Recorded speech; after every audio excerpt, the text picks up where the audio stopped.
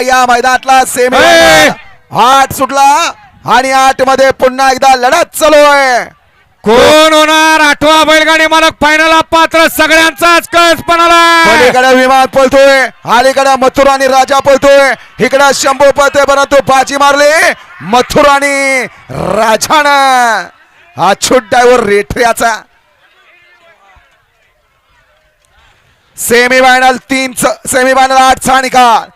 Semifinal 8चा निकाल. तास क्रमांक 3 वरून धावलेली गाडी श्री सिद्धनाथ प्रसन्नाचा उर्मिला माणिकसेठ गायकवाड, मथुरा फार्मा चिंचाळे, ही एकनाथ दादा पाटील कंदूर, या गाडीचा 1 नंबरला विजय बैलगाडी मालकाचं त्यावर बसले अच्युत ड्रायव्हरचं हार्दिक अभिनंदन. सुंदर अशी गाडी पळाली, उजवीला पळाला.